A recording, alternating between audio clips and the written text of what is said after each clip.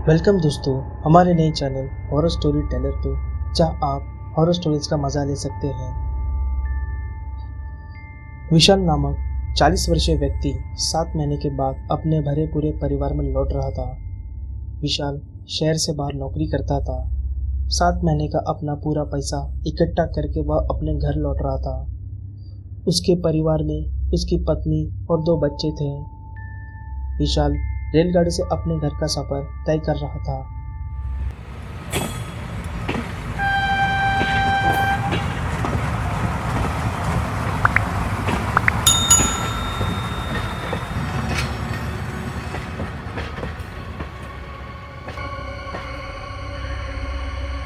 रात काफी हो चुकी थी।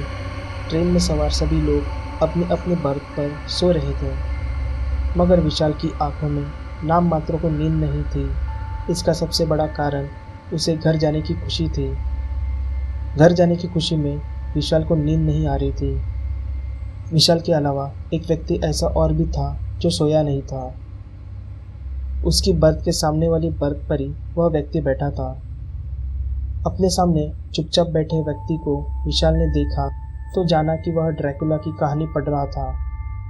विशाल को लगा कि उसके सामने जो व्यक्ति बैठा है वह किताब पढ़ने के माध्यम से अपना वक्त बिता रहा है। शायद उसे भी नींद नहीं आ रही है।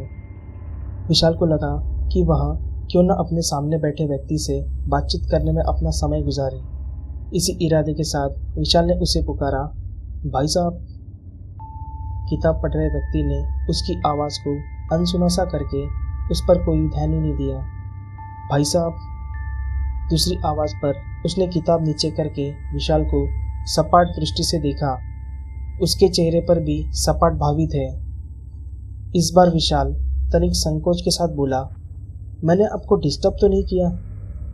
नहीं, सामने बैठे व्यक्ति सपाट स्वर में बोला। विशाल मुस्कुराकर उससे बातों का सिलसिला जारी रखते हुए बोला, आपका नाम क्या है? सूर्य प्रताप, वह बोला। ओह, विशाल ने हल्के से सांस छोड़ते हुए कहा, क्या आप भी अपने घर जा रहे हैं? नहीं, सूर्य प्रताप ने पूर्ववत स्वर में कहा। तो फिर आप अपने घर से कहीं और जा रहे हैं? विशाल ने मुस्कुराते हुए सामान्य स्वर में कहा। प्रताप ने उसे इस नज़र से देखा मानो वह कुछ ना कहना चाहता हो। विशाल चेहरे से ऐसा प्रकट करने लगा मानो बराबर संकोच कर रहा हो। फिर बोला, मैं आज 7 महीने के बाद अपने घर वापस लौट रहा हूँ। अपने परिवार से मिलने की खुशी में मुझे नींद नहीं आ रही है, इसलिए मैंने सोचा थोड़ा आपसे बात ही कर लूँ। प्रताप कुछ ना बोला। वह उसकी बात पर सिर को इस तरह जुम्बिश देकर रह गया मानो उसकी बात पर सहमति जता रहा हो। प्रताप के हावभाव से साफ जाहिर था कि वह बात करने के मूड में बिल्कुल नहीं था।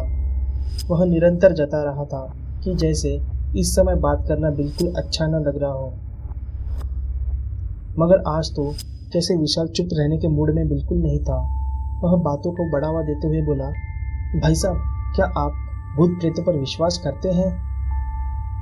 हाँ, प्रताप अपने छोटे से उत्तर में बात को पूरा किया। मगर कैसे? विशाल बोला, क्या आपने कभी किसी भूत या प्रेत को अपनी आंखों से देखा है? उसके प्रश्न पर प्रताप ने चंद लम्हों तक उसे ध्यानपूर्वक इस तरह देखा मानो उससे बहुत कुछ कहना चाहता हो, मगर ऐसा बिल्कुल नहीं हुआ। कुछ कहने के स्थान पर प्रताप ने किताब अपने चेहरे के सामने की और उसे पढ़ने लगा। विशाल ऐसा देख उलझ गया। उसकी समझ में नहीं आया कि प्रताप ने उसकी बात का कोई जवाब नहीं देकर अपना चेहरा किताब में क्यों छुपा लिया। इस बार विशाल ने भरपूर संकोच भरे स्वर में कहा, आपने मेरी बात का कोई जवाब नहीं दिया भाई साहब। जवाब के रूप में प्रताप ने अपने चेहरे के आगे लगी किताब हटाई तो उसका बहुत ही भयंकर चेहरा विशाल के सामने आ गया। प्रताप का चेहरा इतना डरावना हो चला था कि यदि कोई मानव उस चेहरे को देखकर अपने प्राण भी गंवा बैठता तो हैरानी की बात नहीं थी। उसका डरावना चेहरा देखते ही विशाल की आंखों में मानो दुनिया भर का खौफ सिमट आया था। उसके चेहरे पर हवाइयाँ उड़ने लगी थी। विशाल की दोनों हथेलियाँ बर्थ से इस तरह सट गई थी मानो उनके सहारे से वह उठकर खड़ा होना चाहता हो। उसकी पीठ पिछले भाग से सट गई थी। उसके डरने की हद ये थी कि वो सांस लेने में भी डर रहा था, या फिर यह कहा जाए कि सांसें खुद ही बाहर आते भयभीत थी। यहाँ तक कि उसकी आवाज़ भी नहीं निकल पा रही थी। विशाल जान गया था कि उसके सामने मौजूद प्रताप कोई मनुष्य नहीं बल्कि एक भूत है। विशाल बेबस रहकर अपने स्थान पर बैठे रहने के अलावा कुछ न कर सका।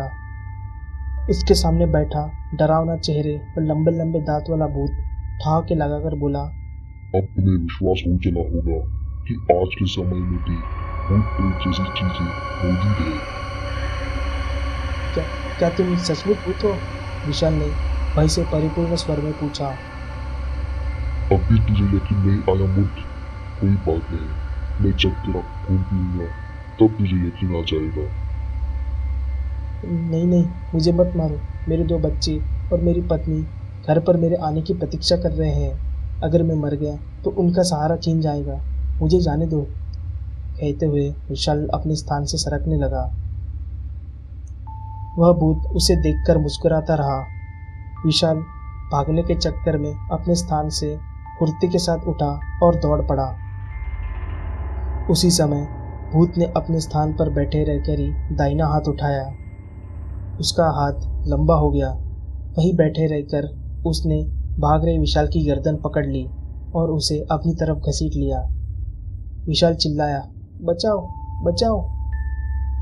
उसकी पुकार सुन रेल में सवार सभी यात्री उसके पास चले आए। विशाल ने देखा कि उसके पास आए सभी यात्रियों के चेहरे भी बहुत डरावने हो चले हैं। अब उसे यह समझने में ज़्यादा वक्त न लगा कि ट्रेन में सवार सभी यात्री भूत हैं। पूरी रेलगाड़ी भूतों से भरी थी।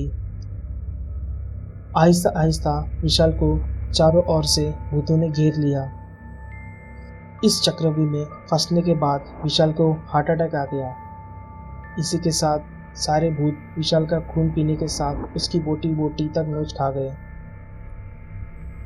अगर आपको यह हॉरर स्टोरी पसंद आई है तो वीडियो को लाइक और कमेंट करना ना भूलें। ऐसे ही और हॉरर स्टोरी सुनने के लिए हमारे चैनल को सब्सक्राइब करें और बेल आइकन दबाना ना भूलें, जिससे कि आपको हमारे नए वीडियो का नोटिफिकेशन मिल सके।